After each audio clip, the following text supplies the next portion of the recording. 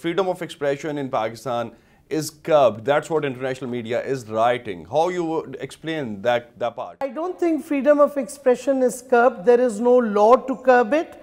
I think what we do want though is some responsible journalism, because there are allegations and assertions. Our libel laws unfortunately are so weak that tomorrow I can stand up and make any statement, and by the time somebody actually files a libel suit against me, it will take years and years and years, which by the way we are now trying to also improve our civil laws and our criminal judicial system and our civil judicial system. But there is no law that actually curbs freedom of expression, and if there was a curb on freedom of expression, you would not have had the multiple independent TV channels that still continue to come into being in Pakistan.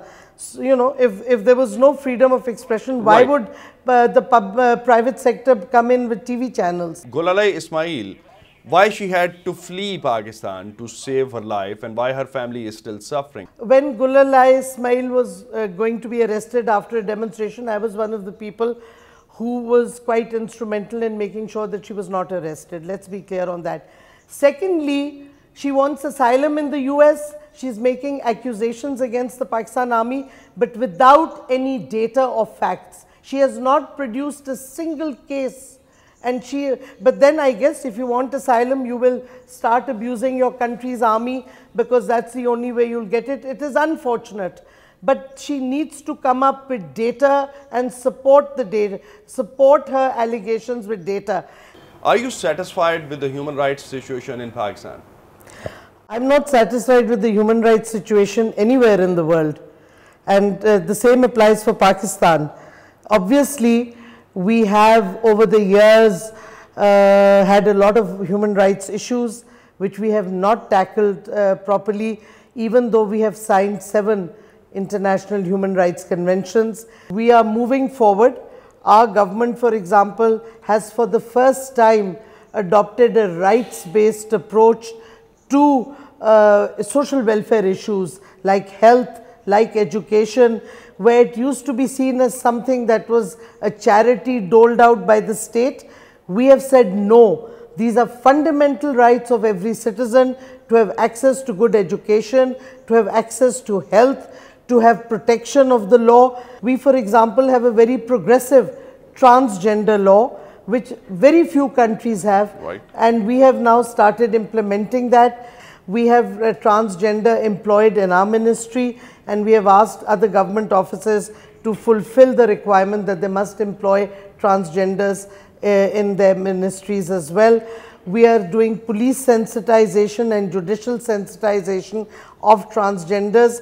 That has already commenced. Right. Dr. Mazari, one more thing which would probably connect to police reform somewhere, and I'll be taking it with the human rights perspective. When we have the judicial custodies and judicial deaths, extrajudicial deaths on one side of it, where we have the Sahiwal case, and then later on we have seen the guy who was not stable enough and he's been killed in the custody, and then later on we have seen Ghotki's event as well. So these are the recent 3 events. Where do you see the flaw, and how exactly you're planning to fix it? I think the Ghotki issue is a much wider issue of religious freedom, of forced conversions, on which we are also working. In fact, the secretary of my ministry is heading the committee which is looking at religious freedoms and how to protect those freedoms. But custodial deaths is a big issue. We have an anti-torture bill which at the moment is lying with the Interior Ministry, which would take care of police torture in custody. But also we need to have a bigger agenda of police reforms in all the provinces. Khyber Pakhtunkhwa has had police reforms which the PTI government did, but we are still having to do police reforms in Sindh, in Punjab, and frankly it is a big issue.